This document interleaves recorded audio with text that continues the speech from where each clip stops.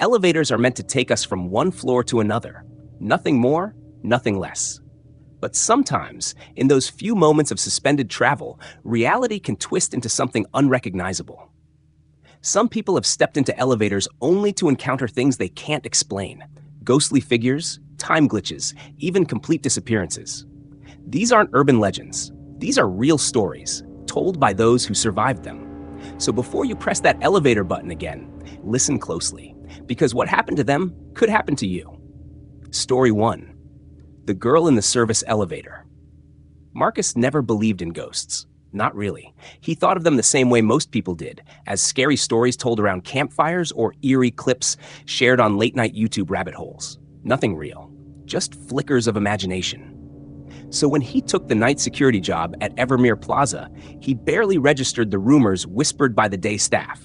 Don't go near the service elevator after midnight. A cleaner warned half-jokingly on his first day. There's a girl who rides it, someone else muttered. She's not supposed to be there. He brushed it off. Every building had stories. Old wiring, flickering lights, and broken surveillance cameras always seemed to birth urban legends. Besides, Evermere Plaza was just an aging corporate tower in downtown Chicago. Most floors were office space for legal firms, marketing agencies, and the occasional tech startup. The building was outdated, but far from sinister. For 3 weeks, Marcus's shifts were uneventful. He did his hourly sweeps, drank lukewarm coffee from the break room machine, and watched motionless security footage tick by like clockwork. The service elevator was quiet, rarely used outside of janitorial runs. Until one Thursday night in December. It was 1:13 a.m. The air was unusually dry and electric, like the air before a storm, though none was in the forecast. Marcus sat in the control room, half watching a podcast while flicking through the camera feeds. Then camera 7, mounted in the back corridor by the service elevator, glitched, not a typical blur or static fuzz. The feed froze. The timestamp stopped. Marcus frowned, tapped the screen, and waited. Nothing. The hallway remained locked in a moment of paused time. He switched to camera 6, which showed the corridor from another angle. This one worked. And that's when he saw her. A little girl, maybe 10 years old. She stood completely still, facing the service elevator doors. Her dress was old-fashioned, pale blue, with lace trim and buttons that ran up the front. Her hair was jet black, parted neatly, tied with matching blue ribbons. But the oddest thing was her shoes. Perfectly clean, pristine black Mary Janes that gleamed under the flickering overhead lights. Marcus blinked. She hadn't been there before. There had been no sign of her on any floor. No visitors had signed in. The building was locked from the outside. He leaned into the mic. This is security. Young girl spotted in the service hallway. Anyone from janitorial crew see a child on floor 14? Silence. Then static. Then, she's back. The voice was unfamiliar, raspy, male, definitely not from his team. Marcus straightened. Identify yourself. No reply. He watched as the service elevator doors slid open. The girl stepped inside, but as the doors began to close, she turned. For the briefest moment, her face met the camera. And Marcus recoiled. Her eyes were pitch black, not shadowed or obscured, but utterly black. Voids where pupils and sclera should have been. Her expression didn't match her age either. It wasn't fear or confusion. It was knowing. Calculated. The doors shut. Marcus shot up from his chair, grabbed his flashlight and keycard, and made for the elevator bank. He reached the 14th floor within 2 minutes, bolting down the hallway toward the service corridor. The elevator stood closed, silent. The call button didn't respond. He tried his master key. Nothing.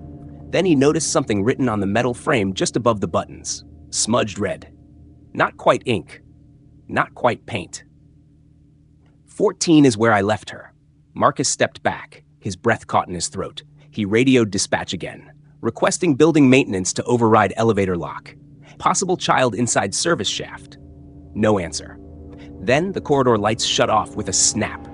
Darkness swallowed the space. His flashlight flicked on a second later, casting a dim beam across the walls. He swung it toward the elevator. The doors were now slightly open, just enough to see the shaft beyond. No elevator car, just the empty vertical tunnel. That's when he heard it. Footsteps. Behind him. Soft, barefoot. He turned quickly. No one. The hallway stretched empty in both directions. Then a voice, high, childlike, whispered right beside his ear. She's still down there. Marcus spun, heart hammering. His flashlight flickered, then shut off entirely. He smacked it once, twice. The beam returned, barely. He ran, back to the control room, where he locked the door and rewound the camera footage. Camera 6 showed everything. The girl appeared, walked calmly into the service elevator, turned, but when Marcus arrived in the hallway, the camera caught something he hadn't seen. As he stood outside the elevator, speaking into the radio, a second figure appeared behind him, just outside the flashlight's range. A girl again. Identical dress, same ribbons, same shoes. Only this one crawled on the ceiling. The footage showed her moving spider-like, upside down, eyes trained on the back of Marcus's head. And then the feed glitched, jumped ahead 30 seconds. When it resumed, the hallway was empty, and the words had appeared above the elevator frame. 14 is where I left her. Marcus didn't finish his shift. He grabbed his coat, left the building, and drove home with shaking hands. He called in sick the next day. Then the next. He never returned. But a month later, unable to let it go, he messaged another night guard he'd trained, Devin. "What's the deal with the girl in the elevator?" Marcus asked via text. Devin replied instantly. "She only shows up to people who already saw her. Once you do, she doesn't let go." Marcus never responded. 3 days later, Devin was found in the sub-basement stairwell, dead from an apparent fall. Police reviewed the building's camera feeds. At 2:06 a.m., the service elevator had opened by itself. Devin stood before it, then turned toward the camera and whispered, "She's still down there." The footage cut to black. Story 2, The Vanishing in Elevator 4.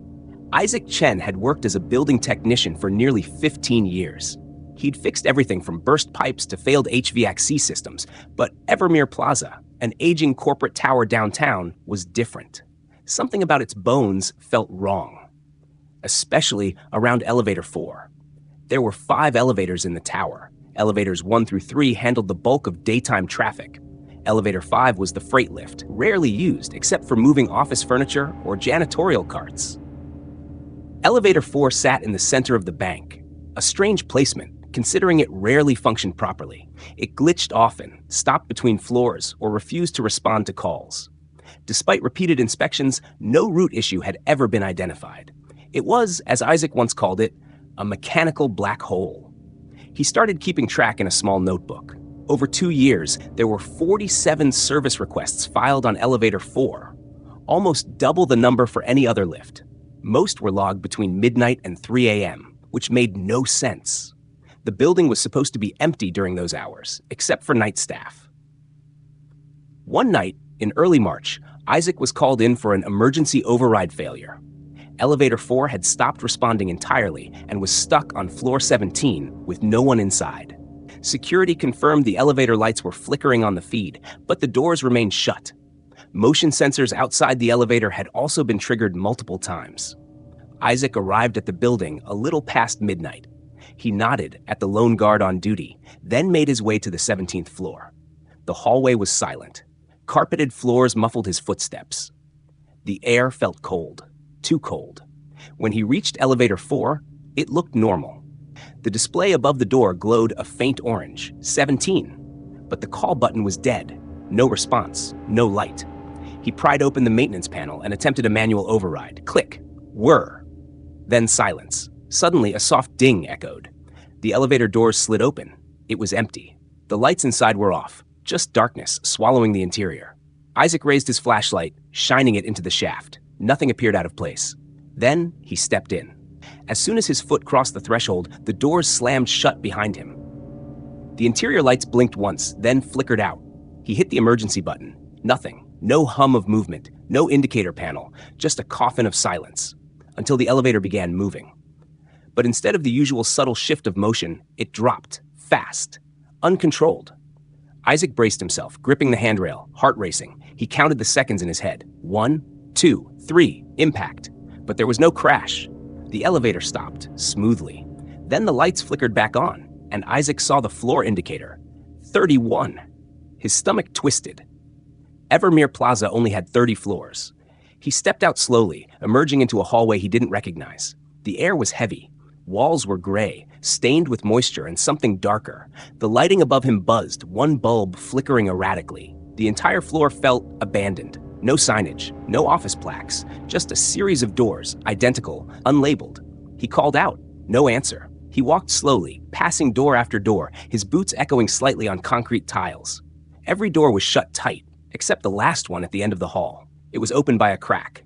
He approached it cautiously, heart hammering.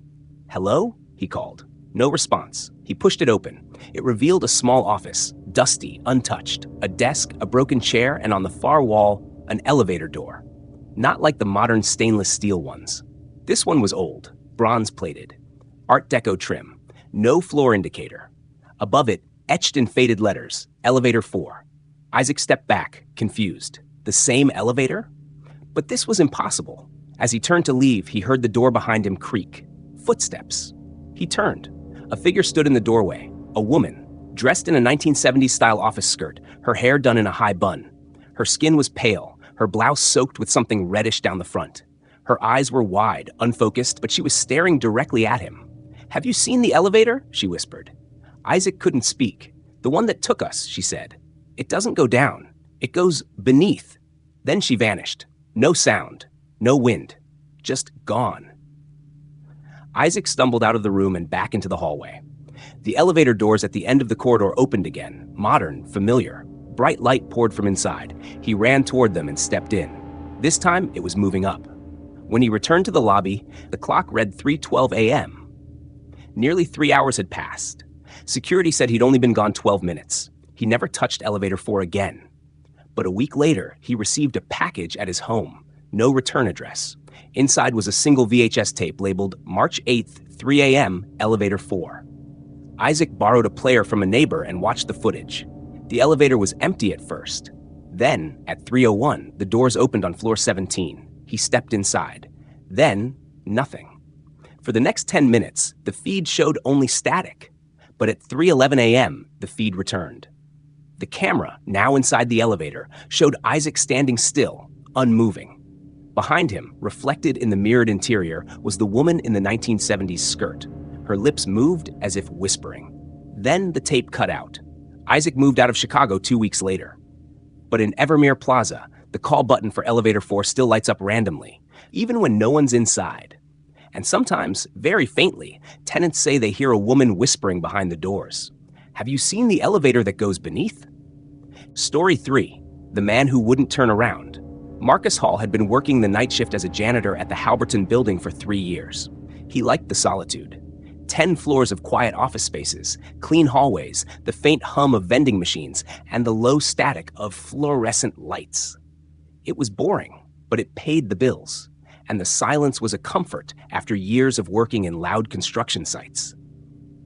That night, the building was almost too quiet. It was nearly 2 a.m. when Marcus finished cleaning the 9th floor. He wheeled his cart toward the elevators, humming a tune to break the silence. He pressed the down button. The lights above Elevator 2 blinked. Then, the doors opened.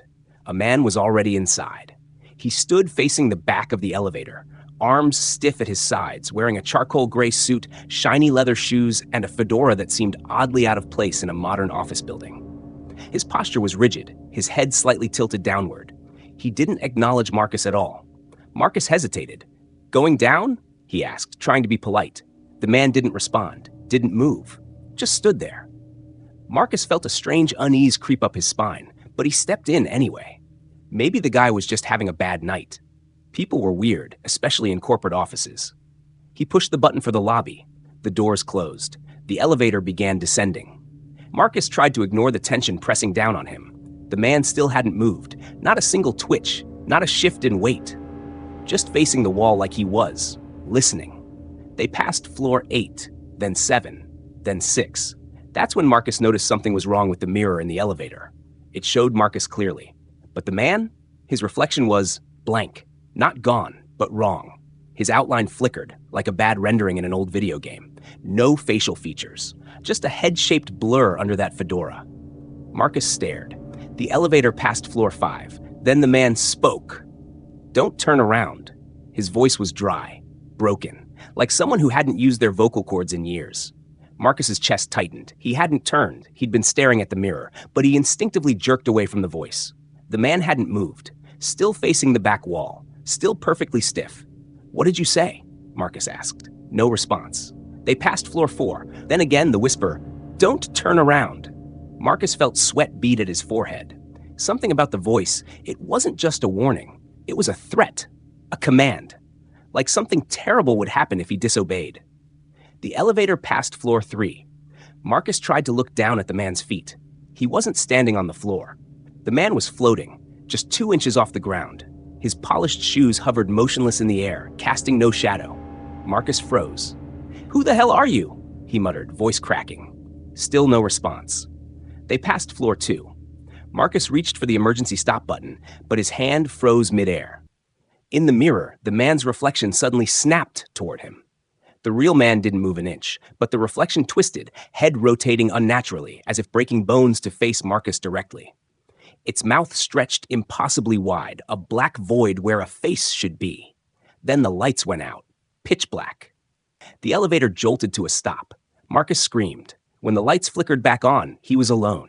The elevator stood open on the ground floor. His cart was gone. His reflection returned to normal. Shaking, Marcus stumbled out into the lobby. He ran to the security desk, where Jim, the night guard, looked up from his crossword puzzle, startled. "You okay?" Jim asked. "There was someone in the elevator," Marcus gasped. "He told me not to turn around. He was floating, man." His reflection was wrong. Jim blinked. "Elevator 2? Yeah." Jim leaned back in his chair. "That's the one they pulled from service 2 months ago." Marcus stared at him. "What?" Jim turned his monitor toward Marcus. The live feed showed Elevator 2's doors sealed shut with yellow caution tape. A repair notice dated over 7 weeks ago was taped on the frame. "Hasn't worked since that finance guy jumped down the shaft," Jim added quietly. "Back in April." Marcus's hands trembled. I just used it."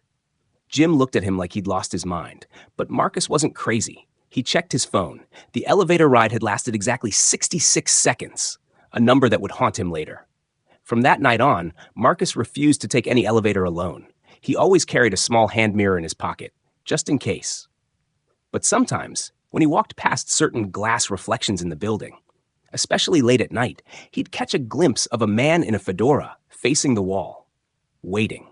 Some stories are simply too disturbing to be explained, too strange to fit into the ordinary rules of the world we think we know. Elevators are meant to take us up and down, but sometimes they open doors that were never meant to be touched. If you ever find yourself riding alone and something feels off, don't ignore it, because what waits behind you might not be human.